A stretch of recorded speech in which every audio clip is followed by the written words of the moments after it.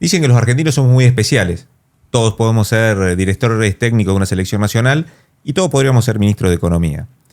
Cuestiones que por ahí tenés que estudiarlo en otro lugar del mundo en una facultad o hacer un posgrado para especializarte. Acá el país te obliga a que entiendas de matemática financiera, cuestiones de instrumentos de cobertura, que sería impensado para otros países del mundo. Estas particularidades, que son tan argentas, nos hacen de que podamos hablar de manera habitual y no ser un espacio muy técnico sobre cuestiones que son habituales y que son transversales a todos los argentinos. Y puntualmente en Tierra del Fuego, que sabemos cómo nos afectan las realidades económicas. Siempre se plantea de que puede llegar, como que estaríamos viviendo una crisis. Sin embargo, sabemos que Argentina no vive crisis, vive ciclos. Los ciclos pueden estar marcados por el factor más determinante o que más nos obsesiona a los argentinos, que es el valor del dólar, el tipo de cambio.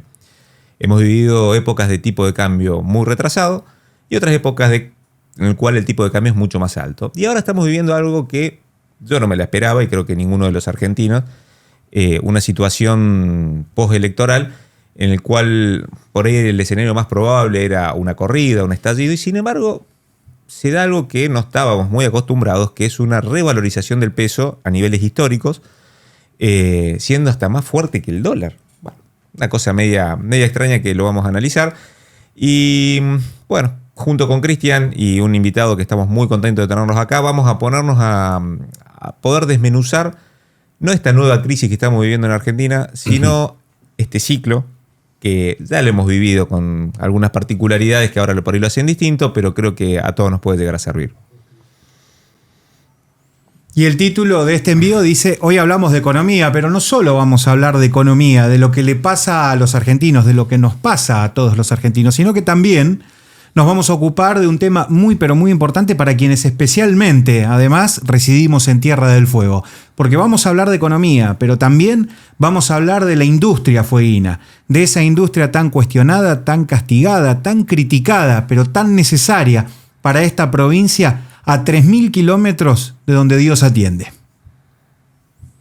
Bueno, y en el día de hoy tenemos un invitado especial que si hay alguien que tiene realmente experiencia, trayectoria y puede dar un manto de claridad sobre lo que es la economía local, obviamente también la nacional, y ni hablar de la 19640, es Ramón Gallardo, colega, contador con el cual hemos compartido varias reuniones y bueno, estamos muy contentos de tenerte acá, Ramón. Y muchísimas gracias por haberme invitado, la verdad que muy lindo lugar.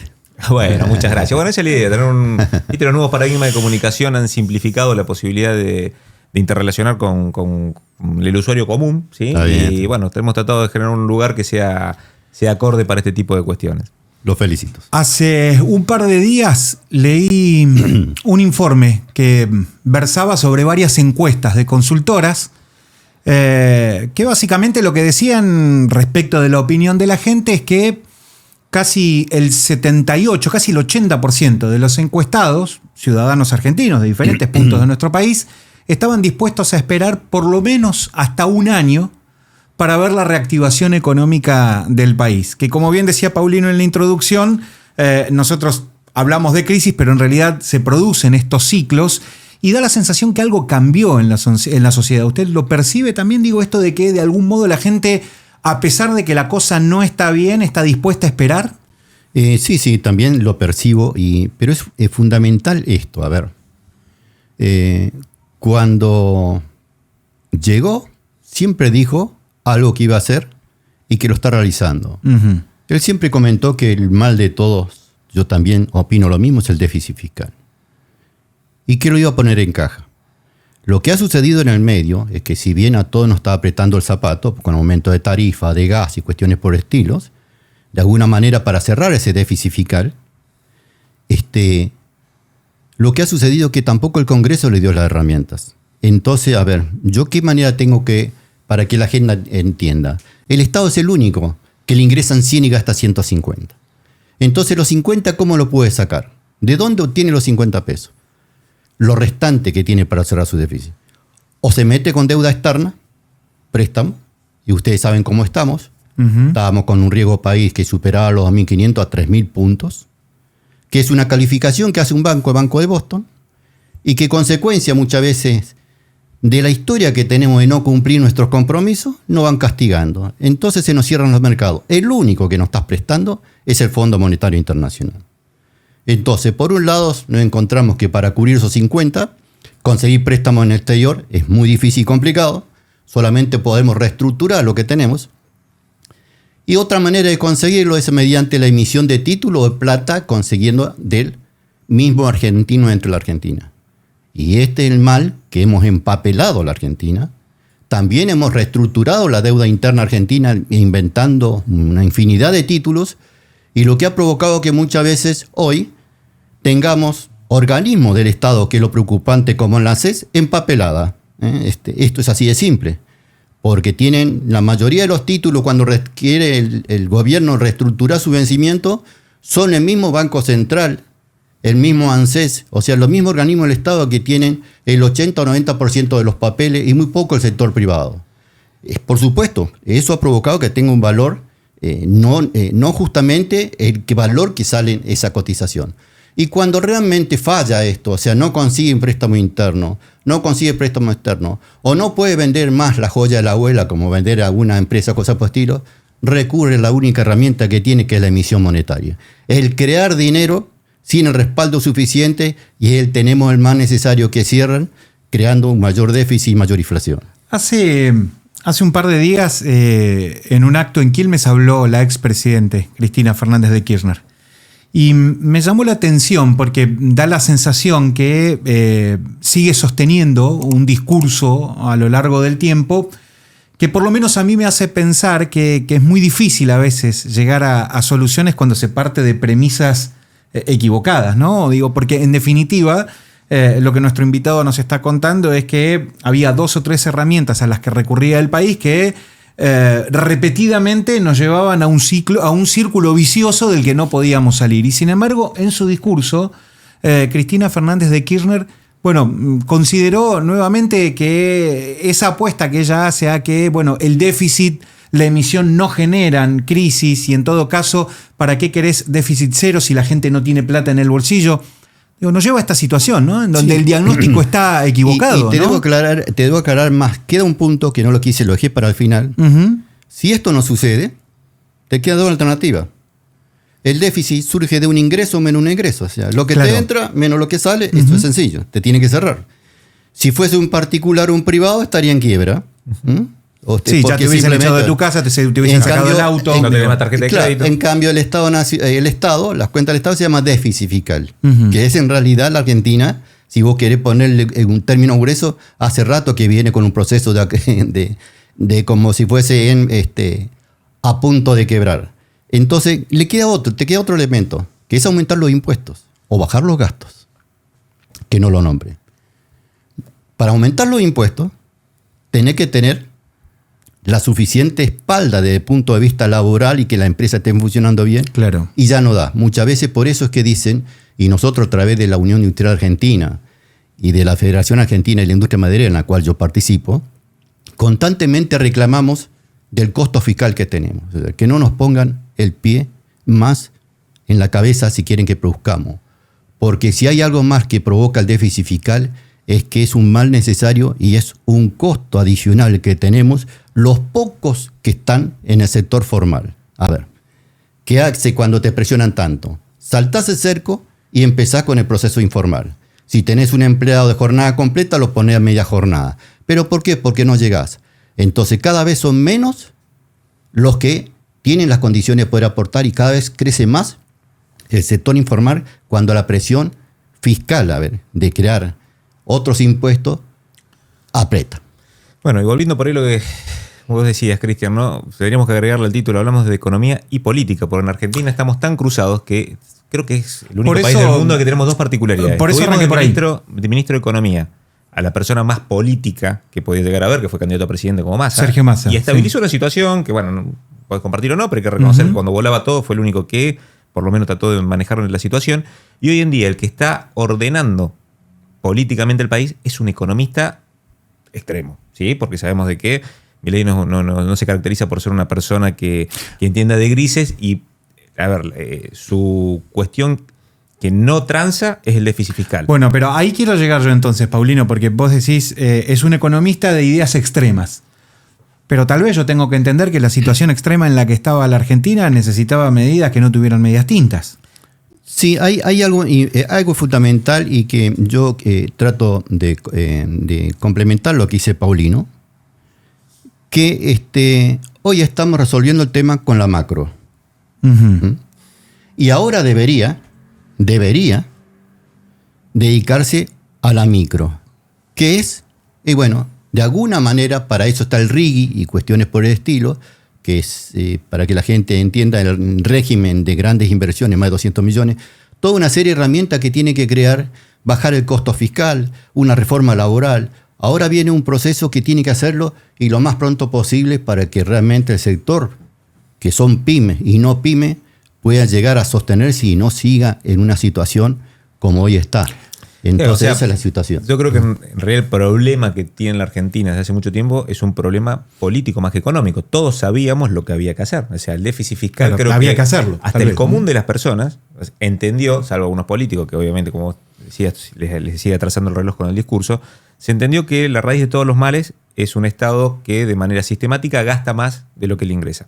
Te van a decir, bueno, no, pero otros grandes países también tienen déficit fiscal. Sí, perfecto, pero una cosa es un Estado que funciona, otra cosa que acá que tenés la presión fiscal más alta del mundo junto con los países nórdicos, con la calidad de servicio del Estado, que estamos hablando en los peores niveles de servicio en educación, seguridad, salud. Entonces esto nos llevó a una situación en la cual la gente en su gran mayoría, por eso el apoyo que la clase política no entiende que tiene, porque en Manuel es imposible un apoyo popular hablando de ajuste.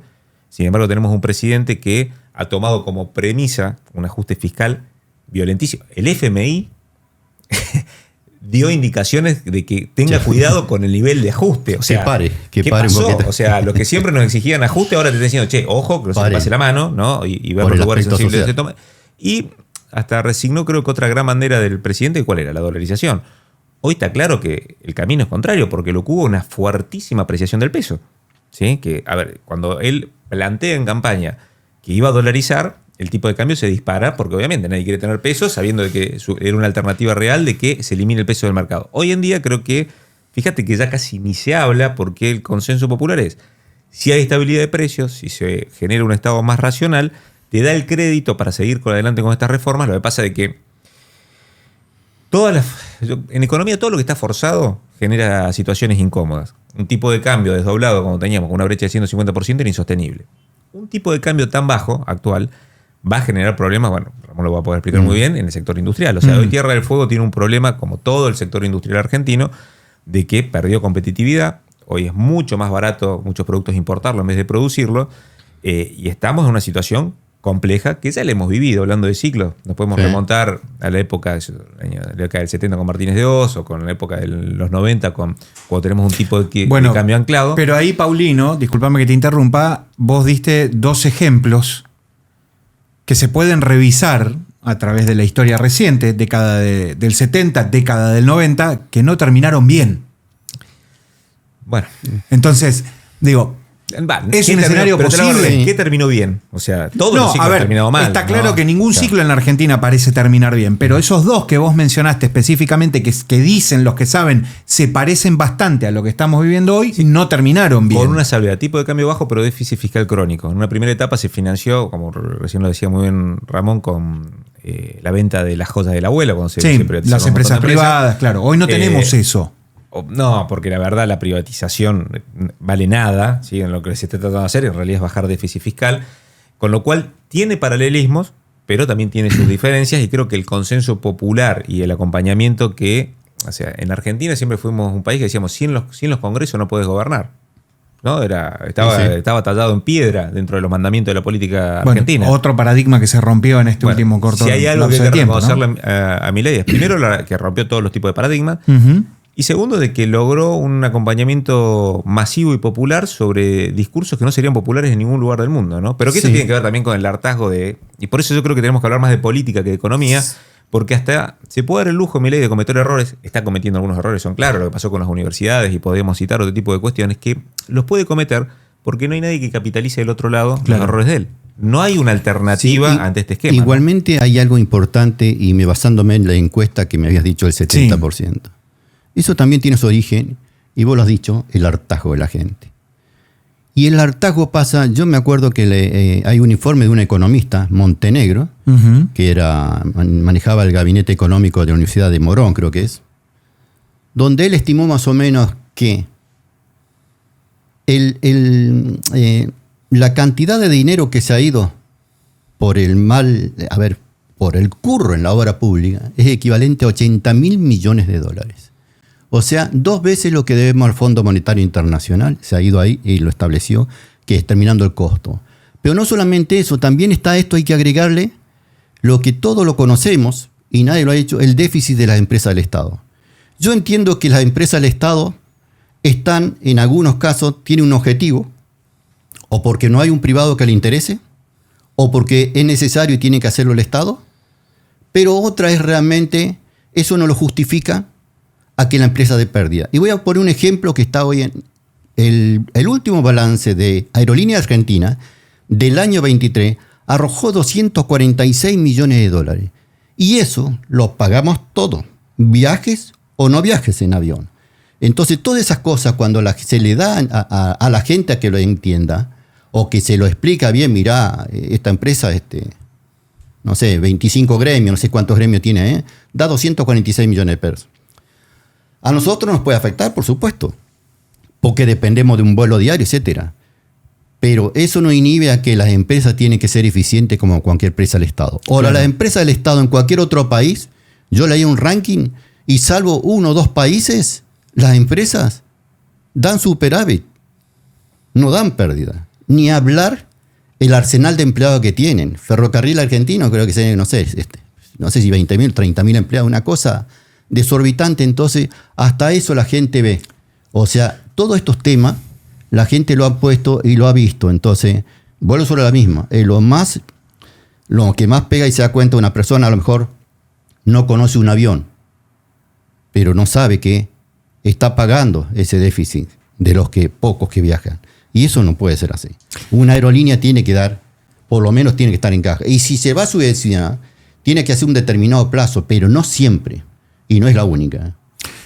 Lo llevo a otro apartado de toda esta cuestión que tiene que ver con la economía, con lo que estamos charlando, que es, bueno, un tema del que se está hablando mucho por estos días, que es la bajada de los plazos fijos. Mucha gente que se había quedado sin trabajo, que tal vez tenía un pequeño ahorro en pesos, que le resultaba muy complicado dolarizarse, o que tal vez por su economía cotidiana y por su situación necesitaba de un ingreso extra, había optado por el plazo fijo. Correcto, en el banco. Sí. Un plazo fijo que en algún momento daba hasta un 110% anual de interés. 133% al principio. Llegamos al 133% y que hoy ronda 50%. Entre el 50 y el 60%. Digo, en algunas aplicaciones te dan un poco más, tu plata rinde un poco más. Digo, tiene un costado positivo, entiendo yo, porque quiere decir que de algún modo la economía empieza a acomodarse, pero también es una complicación para esta persona que había encontrado en el plazo fijo una manera de ahorrar un poco, ¿no? Correcto. Eso está relacionado con esto. A ver, antes de llegar apenas ganar las elecciones, el Banco Central tenía lo que se denomina las denominadas LELIQ, que no deja de ser otro papel más que los bancos captan el dinero de la gente, e inclusive ahí mismo, mucha de la plata que estaba a través de la LELIQ, que se canalizaba a través de los bancos, era consecuencia de lo que muchas empresas debían afuera, pero que el Banco Central no tenía los dólares y no le podía vender. Entonces la LELIQ no deja de ser una herramienta que absorbe toda la plata del inversor, el común, inclusive al que debe una empresa de acá de la industria que debe los insumos al extranjero, pero no consigue los dólares, y lo ponía en plazo fijo. Todo eso lo absorbía el Banco Central, los bancos, y los bancos lo colocaban al Banco Central, un pase de mano, y le pagaban un 133% nominal. ¿Qué pasó? Después le bajó a 110%, pero resulta ser que cuando asumió, muchos de los bancos pusieron la plata a temor a que el presidente se escapen las variables económicas y lo pusieron la plata a operaciones de pase, a 24 horas. A 48 horas. Lo sacaron de la LELIQ y lo pasaron. El gobierno, que todavía no asumió, se dio cuenta de lo que habían hecho todos los bancos, sin excepciones. Yo lo entiendo, es su decisión. Sacaron todo el dinero y quedaron a la expectativa para qué lado dispara, a ver a dónde jugamos. Claro. Eso provocó que el gobierno, el Banco Central, a través del gobierno, el presidente actual, decidiera bajar la tasa y de alguna manera se quiere ver, porque tenía otra de las cosas que están en el déficit, es el déficit cuasi fiscal. Eso no es gratis. Es pagar ese dinero no es gratis. Entonces también hace el déficit. Nada más que tiene el nombre de déficit cuasi fiscal. Entonces, ¿qué hizo? Lo que hizo realmente al viendo que se había cambiado de la plata de la LELIQ, había pasado operaciones de pase, cada 24 horas había que renovarlo, castigó a las operaciones de pase. Directamente dijo, yo no lo renuevo más. Entonces la mayoría de los bancos se quedaron haciendo señas y empezó la preocupación. Y de ahí en más lo que hizo el Banco Central, empezar a bajar las tasas y de alguna manera, si querés llamarle, licuar el pasivo que tenía. Porque de 130 lo bajó a 110, después a 70 y ahora está en 50. No solamente licuó el dinero que tenía en la LELIQ,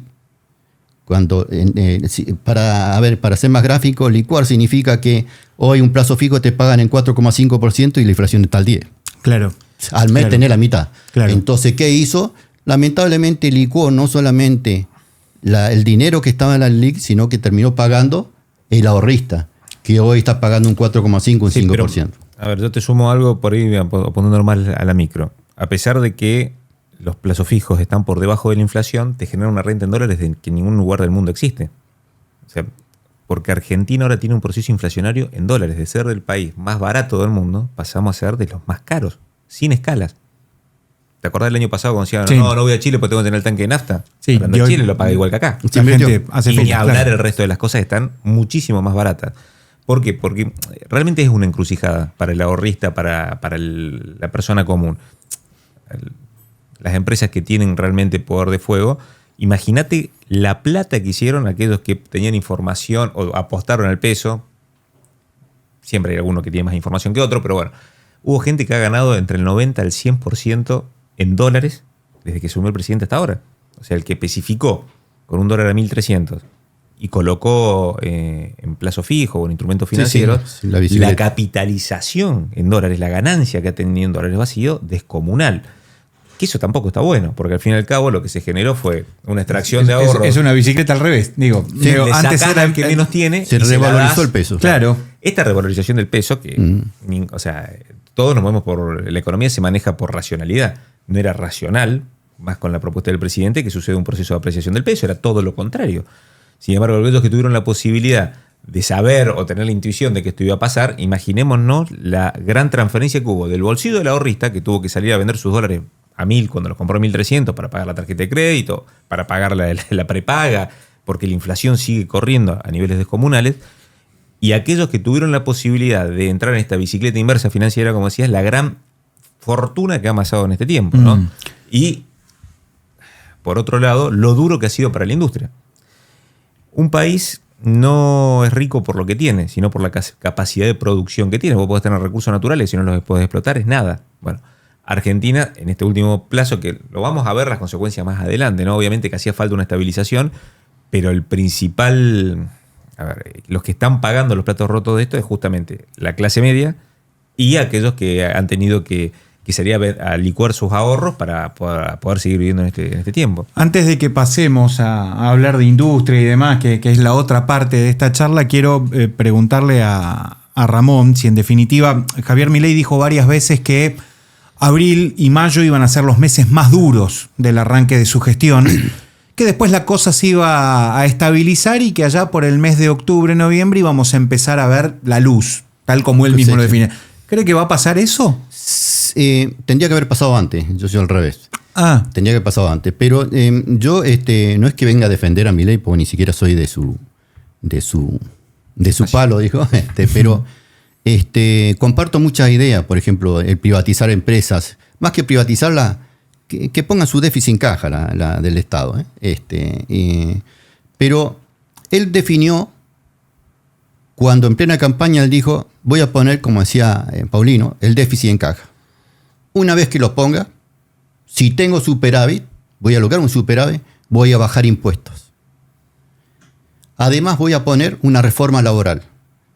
Y después voy a abrir los mercados de la competencia, que es lo que nosotros, a través de estas organizaciones en la cual participo, peleamos, que se saltó del primer punto al último, abriendo la importación, y en el medio quedaron cosas pendientes en el Congreso, que son Claro. la reforma laboral y la modificación tributaria. Acordate que yo te dije que una de las cosas es mejorar los ingresos. Entonces él puso el déficit en caja, sin mejorar los ingresos, sino que bajando los gastos. ¿A consecuencia de qué? Aumento de tarifa, aumento de gas. O sea, apretó el cinturón, como decía Paulino, a la clase media. La casta, que la promesa de la casta se transformó en... Pero la casta que él le llama al Congreso fue la que tampoco le dio la herramienta que hoy se está discutiendo, que es la ley base. ¿Y por qué? Porque en la ley base está donde tiene que apuntar, está donde le va a dar los ingresos. Si vamos a decir, ¿y cuáles son los ingresos que esperaba? Esperaba una ley de blanqueo. Fíjate que por lo general se comenta que se dice que los argentinos tenemos 371 mil millones de dólares en el colchón. Somos el país, El país del mundo, después de Estados así, Unidos, ¿no? el Sí. primer país del mundo con mayor cantidad de billete papel físico en stock. O sea, una Para que te barbaridad. des cuenta, de punto de vista bancario, existen 67 mil millones de dólares. Y tenemos bajo el colchón 371 mil millones de dólares. Fíjate que la deuda que tiene la Argentina en general, estamos hablando de 419 mil millones de dólares. Si le pones la LELIC, que suman 60.180 millones, estamos hablando de 480 mil millones de dólares de deuda. Y nosotros tenemos el equivalente a dólares a eso casi, los argentinos. Entonces, ¿en qué ayudaba una ley de blanqueo? Y después de 100 mil dólares pagabas un importe por Claro. blanquearlo, y es lo que él esperaba. Y la otra que esperaba como ingreso, además de impuestos internos que le quiere aumentar al tabaco y otras cosas, también esperaba una moratoria que todos lo esperamos, porque en la moratoria, quiera o no quiera, va a tener un alivio con un mayor ingreso de dinero. Eso no se dio. Entonces, al no darse eso, lo que hizo es reducir de la parte de gasto o aumentar las tarifas, como decía Paulino, y nos pegó a todos. Ahora, y si efectivamente el Congreso termina aprobando la ley de bases, ¿cree usted que cambia el panorama completamente? Totalmente va a cambiar. Porque, el cinturón que está apretando ya no va a ser, va a tener ingreso a través de la ley de blanqueo. Estos 371 millones, que ya se nota que la gente está poniendo, porque inclusive la cotización que muchas veces no se eleva, no es porque tengan grandes exportaciones en cuestión por estilo, sino que también la gente, los dólares que está teniendo al ver que no existe ya, o sea, frena una pequeña especulación, lo está gastando. Lo está gastando. O porque no llega a fin de mes, ponerle el nombre que vos quieras, pero se está aplicando hoy. Hoy existe ya una, si querés llamarle, de a poquito se está vendiendo. Pero eso no deja de ser migaja dentro de todo lo que tienen los argentinos. Bueno, viste que se habla del dólar cementerio. La cotización del dólar blue está bajo el nivel de actividad económica que ha obligado, está mortandad. Uno ve negocios cerrados. Ahora, es insólito, digo, porque tremendo. estamos hablando de un lapso de menos de 5 meses. Digo, en diciembre estábamos todos rogando que el país no explotara. Digo, nadie quería un peso. Hasta el propio Milei le puso un calificativo al peso. Dijo que era mierda. Dijo que el peso era mierda. Ahí está. Y lo dije el presidente. Y ahora se revirtió todo de modo tal que, digo, vuelvo a lo que vos mencionabas al principio, Paulino. Digo, nos tenemos que volver medio especialistas porque cuesta entenderlo, ¿no? Y además las transiciones acá son tan rápidas. Sí. A ver, la Argentina tenía una brecha cambiaria de un 100-150%, que no era buena, pero bueno, en el medio tenías un montón de empresas que se habían hecho competitivas. Turismo, algunas empresas de producción nacional que eran competitivas en función a lo que el costo de importar. Al eliminarse esa brecha, desapareció esa competitividad y vamos a situaciones. El año pasado tenías que pedir, por favor, una agencia que te venda un auto. No había autos ni para planes. Hoy vas y el stock que hay es infernal. Pero claro, aumentaron un 150 en dólares. 150% en dólares los autos en 6 meses. Entonces, el problema ahora no es importar, sino de que no se consigue gente que pueda pagar lo que cuesta en dólares ciertos bienes o servicios. Pero bueno, también yo creo que, por ahí metiéndonos más en lo local, hay que entender de que Milei ha entendido muy bien el tema de la comunicación. Tiene un diálogo directo con la gente ha entendido su mensaje, porque tiene un mensaje simple. Yo puedo tener mis diferencias, pero tengo que reconocer que el problema raíz o base lo identificó bien, la gente lo entendió, que es tal cual. Pero sin embargo, la clase política en general, en Argentina, y por ello creo más que todo en Tierra del Fuego, sigue siendo analógica. Que lo hemos charlado más de una vez. Milei es digital, la política tradicional sigue siendo analógica, y atrasan con el discurso permanentemente. Y acá, sobre todo en Tierra del Fuego, se había una particularidad que a mí me llamó muchísimo la atención, no solamente el resultado electoral que tuvo el presidente, que ganó en la provincia, una provincia que debería haber sido hostil en función de su discurso. Sin embargo, una vez que asumió, tiene un mensaje muy claro de defensa a la ley 19640. Creo que hizo un paralelismo muy interesante diciendo, miren, yo voy a pagar la deuda tomada por el presidente anterior, con lo cual también voy a respetar una ley y la seguridad jurídica de empresarios que invirtieron en Tierra del Fuego, por más que no sea de su agrado, pero yo lo voy a respetar. Y no lo dijo una vez, lo dijo 3 veces. La última fue hace algunos días. Es más, también, ¿no? Yo creo que nos ha defendido más que los que supuestamente nos defienden, porque Tierra del Fuego estamos exentos de todo tipo de tributo, ¿no, Ramón? Pero hay un impuesto nacional que lo estamos pagando, que es el impuesto país. Y fue puesto por un gobierno nacional y popular en función de Sergio Massa. Y cuando le dijeron, che, ¿por qué paga Tierra del Fuego el impuesto país? ¿Y qué dijo? No, Tierra del Fuego ya tiene muchos beneficios. Sí. Y la clase política fueguina se escondió abajo de la mesa. No dijo nada. Bueno, es la misma clase política, discúlpame Paulino que te interrumpa, que no dijo nada cuando el propio Sergio Massa envió al Congreso una separata para poner en discusión los beneficios de Tierra del Fuego. Y esos mismos que se escondieron abajo de la mesa, en cabeza del gobernador, ¿sí? Porque se escondió de una manera grosera, ¿sí? Ahora salen con una sobreactuación hacia un artículo de la ley que no habla de Tierra del Fuego, pero fue más o menos como decir, che, vamos a hacer una ley para que los estúpidos paguen más impuestos. ¿Por qué me querés cobrar a mí? Nunca habló de vos. Bueno, no habló de Tierra del Fuego, sino lo que se habla es un artículo para tratar de que tiene que ser un proyecto para ser discutido en el Congreso con iniciativa del Ejecutivo para ver todos los regímenes que generan costo fiscal. Obviamente Tierra del Fuego estaría incluido, pero no es el único, ¿sí? O sea, es como que nosotros nos cargamos una mochila de algo que ni siquiera se planteó explícitamente y una sobreactuación nunca antes vista. Entonces, ¿viste cuando decís, sí, la clase política fueguina, en cabeza del gobernador, no me defiendas?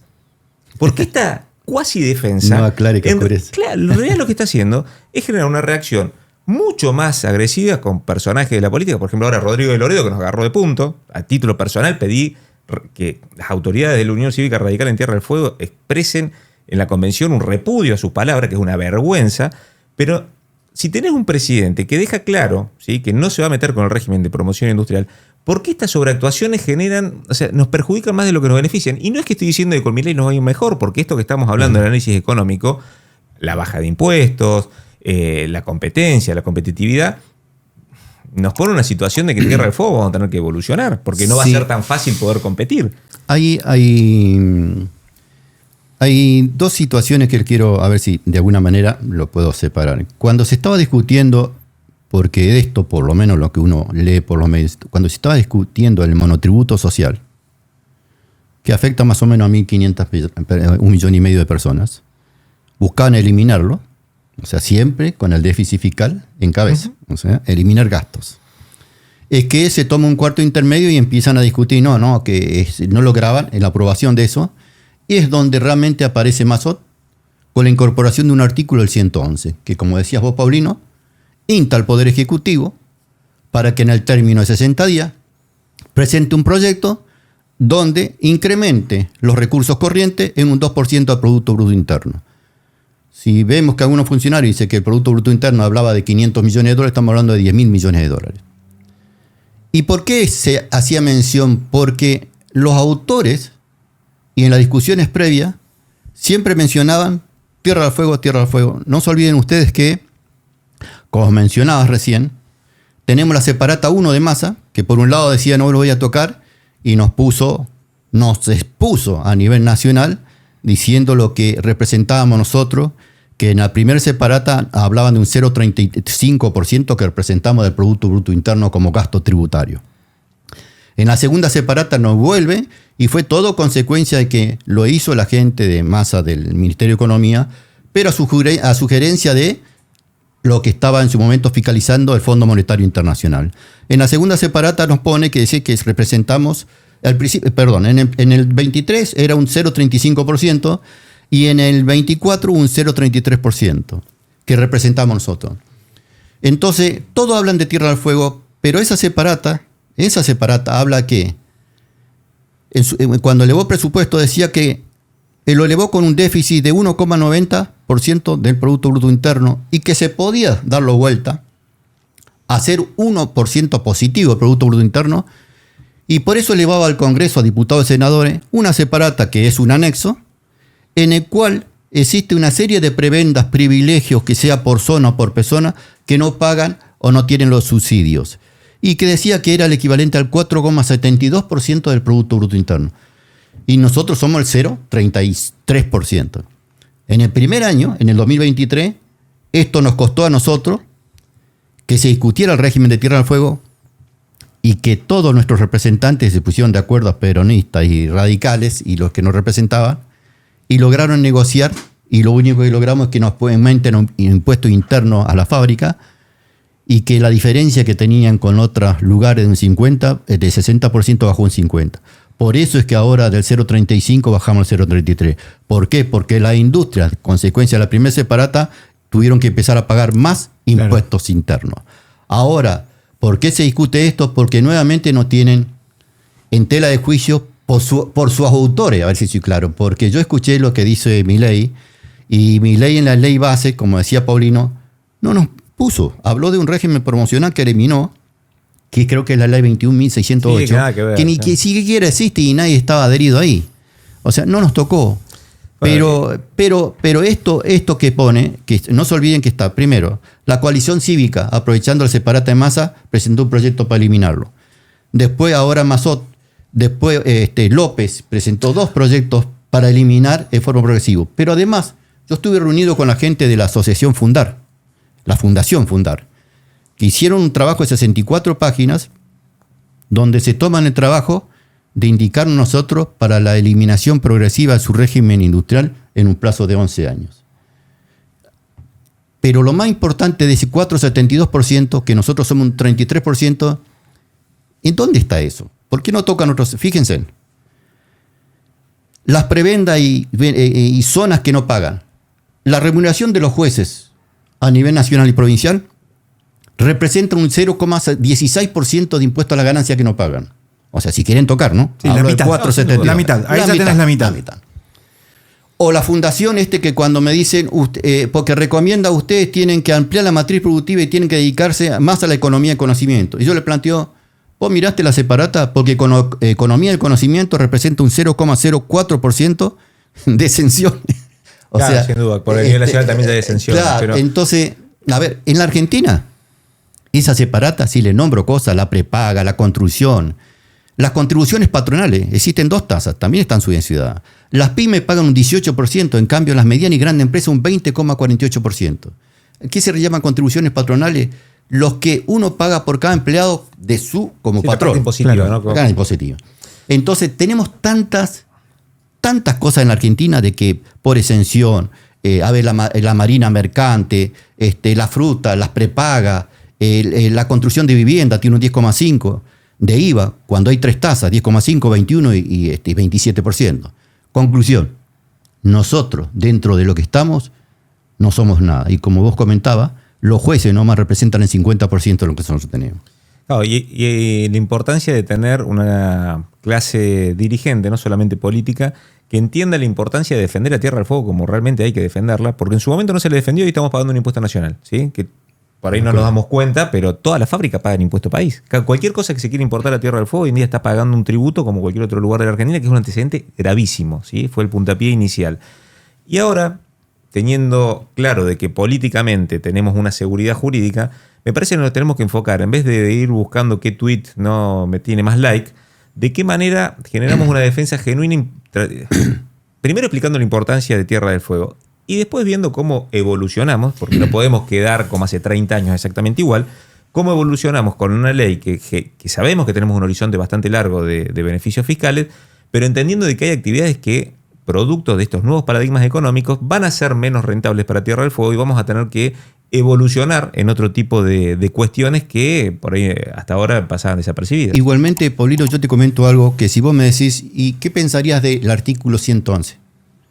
Yo, si el Senado lo manda para atrás, bienvenido sea. Para nosotros mejor. ¿Pero por qué? Yo ya te hablo como empresario y como inversor. Y yo estaría preocupado si estoy dependiendo, si bien hay 60 días, estoy dependiendo de un presidente de turno que mañana estamos por decreto. Me toca y me elimina si lo aprueban el 11. Es preferible que no esté porque realmente Y lo que me preocupó, porque me preguntaron entre medio, ¿usted escuchó mi ley? Sí, yo lo escuché. Y yo estaba con él porque no, en la ley base no lo puso. Esto fue entre gallo y medianoche que se enchufaron. Pero lo que me preocupa es que tuvo la mayoría del oficialismo y todo lo que lo acompañaron. A ver, no sé si lo avisaron o no. Mirá que vamos a meter esto. Ahora, ¿y cuál sería el trasfondo? Digo, si entró entre gallos y medianoche. No, el trasfondo es. Yo no veo el yeite todavía, Claro. digo, ¿no? O sea, eso es lo que me cuesta Pero ver. de vuelta, me parece que en la reacción de Tierra del Fuego, de la clase Pero lo al que hace margen- es justamente levantar, o sea, llamar la Sí, atención. sí, levanta la vara. Cuando Digo, en realidad, nuestra tranquilidad, ¿cuál es? Un presidente que te garantiza continuidad. Bueno, y si está garantizada esa continuidad, discutamos era otra el cosa. perro verde que cruzaba por la calle y que nadie había visto. Que se volvió verde cuando alguien lo vio y dijo, es verde. Bueno, y además nosotros mismos con la reacción que tuvimos fuimos los que nos pusimos sobre la mesa. Tierra del Fuego no está dentro de la agenda del presidente y no dependemos de una ley. Hay que dejarlo claro, somos un decreto. ¿Sí? Tranquilamente el presidente por decreto podría avanzar y ya quedó claro que no lo va a hacer. Entonces me parece que tenemos que enfocarnos, sobre todo en Tierra del Fuego, de entender que si a nivel nacional la solución de los problemas fue la eliminación del déficit fiscal, no podemos seguir de joda como seguimos acá. Estamos hablando de estos temas cuando tenemos Ushuaia sin luz y no sabemos cuándo Correcto. va a tener luz. ¿Por qué? Porque tenemos una empresa ineficiente. ¿Sí? Podemos hacer lo mismo con el tema de la provisión de agua, podemos ver también con los servicios de salud. Es un desastre, la obra social está totalmente fundida. Y cuestión es que es una locura que está bueno aclararlo. Todos los vecinos de Tierra del Fuego le estamos pagando las jubilaciones, el déficit de la caja y el déficit de la joda de la obra social a través de impuestos. No, pero ¿cómo si yo no lo pago? No, sí, lo pagas con ingresos brutos. Así es. ¿Sí? La alícuota de ingresos brutos del sistema de seguros y financiero de Tierra del Fuego es del 9%, ¿sí? 9,5%. Es Fondo una de financiamiento. locura. Ese fondo de financiamiento implica que cada vez que vos vas al banco, haces una extracción, sacás un préstamo, cualquier actividad, bueno, le estás pagando el 10% de la joda de la caja política de Tierra del Fuego y acá todos hacen los distraídos. ¿Y cuál fue la solución? Volver al IPAUS, porque la obra social que está destruida por mala gestión, ¿sí? No le podemos echar la culpa a nadie, es así que mala gestión 100% nuestra. ¿Cómo lo solucionamos? Bueno, le sacamos plata a la caja y se la dan. Pero esa plata, ¿de dónde sale? Pero además, no salió de la caja, sale del bolsillo de los fueguinos. Con un agravante, Paulino. Porque la legislatura determina, como vos decís, le sacamos plata a una caja para darle a la otra. Pero y la plata después. pero no sale de la caja provisional. No solo eso, sino que además terminan después reconociendo que eso que le están dando no alcanza. No va a alcanzar. Porque el déficit es tan grande que sigue generándose, sigue ampliándose. Y a ver, y hay que entender, el déficit fiscal mata gente. En Tierra del Fuego se está muriendo gente por la falta de cobertura en salud de la obra social y del sistema de salud fueguino. Entonces, alguna vez tenemos que poner las cosas sobre la mesa, no tenerle miedo a meternos en este tipo de cuestiones. A ver, el loquito que supuestamente era Milei lo puso sobre la mesa y creo que todos los argentinos entendimos. Algunos que por ahí, nosotros venimos de la ciencia económica, éramos lo de la derecha. Ahora somos recontra zurdos, ¿no? En función de la nueva política nacional, pero nosotros quedamos anclados dentro del mismo lugar. Pero pudimos poner como prioritario cuál es la solución de los problemas madres. Si en Tierra del Fuego no asumimos y no entendemos cuáles son los problemas de fondo, realmente vamos a estar muy complicados. Pero no le tenemos que echar la culpa a los de afuera. La culpa la tenemos adentro. Bueno, hablamos de economía, hablamos de la realidad del país, de cómo nuestro bolsillo se ve afectado por las medidas que se toman, pero también por aquellas que no se toman, y particularmente de las perspectivas que tenemos de cara a los próximos meses. Nos metimos también en un tema que nosotros, por residir en Tierra del Fuego, estamos sumamente interesados y es el futuro de la industria. ¿Qué va a pasar con esa industria fueguina que tantos puestos de trabajo genera y que tanta esperanza le ha dado a gente que ha llegado desde múltiples lugares de la República Argentina casi sin esperanzas? Paulino, hasta acá llegamos. Sí, bueno, Ramón, muchísimas gracias por estar con nosotros. Si hay una gracias por la persona invitación. que conoce los ciclos de la economía, porque no solamente lo estudiaste, sino también los viviste, sos vos, siempre sos órgano de consulta de todo Tierra del Fuego, y es realmente para nosotros un privilegio poder tenerte aquí.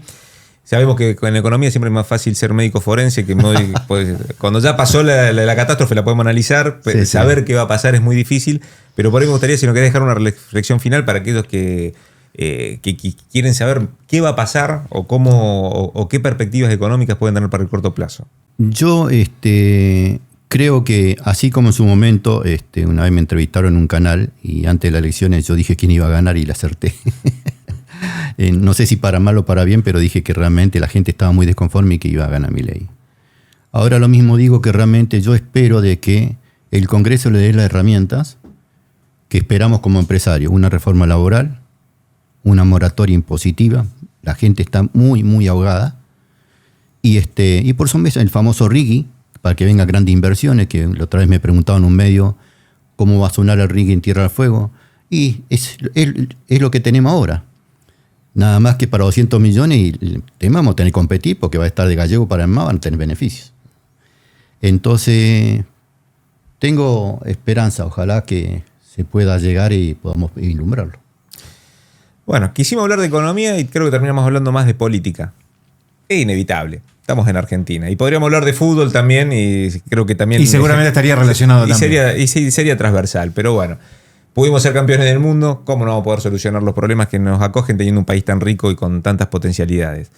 Pero creo que sí que estamos en una época en la cual todos tenemos que tener conciencia de las prioridades. Sobre todo en Tierra del Fuego. Sabiendo de que aquellos que hacen una sobreactuación porque nos quieren defender, en realidad lo que están tratando de hacer es esconder la incapacidad propia. El déficit fiscal mata gente. La mala gestión genera generaciones futuras de chicos que no se pueden formar porque la calidad educativa cada vez es peor. Tenemos que empezar también a tomar conciencia de que esta problemática no es solamente de algunos pocos que toman decisiones, sino de la sociedad en su conjunto. Que de la misma manera que hemos tomado conciencia de qué manera sacar el país adelante, tenemos que ver cómo lo bajamos a Tierra del Fuego y lo replicamos, porque no es que nos van a quitar privilegios, pero vamos a tener menos diferencia con el resto del país, que sí está empezando en un proceso de disminución de presión fiscal, y al haber menos diferencia vamos a tener que evolucionar porque va a ser más complicado poder crecer sin esas diferencias. Así que bueno, esperemos que sirva como momento de reflexión. Seguramente podés opinar distinto, agradecemos los comentarios, creo que está bueno generar un espacio de diálogo y debate. Y en este Tierra del Fuego en el cual todos opinan tan parecido en los medios tradicionales, creo que es necesario que se empiecen a generar estos espacios de discusión en el cual se puede opinar distinto. Seguramente van a aparecer algún hater por ahí por debajo, pero no nos molesta ni nos incomoda, sino estamos convencidos que no todos pensamos igual y creemos que está todo bien, sino que hace falta una alternativa crítica, porque si le erramos en el diagnóstico, jamás vamos a tener una buena solución.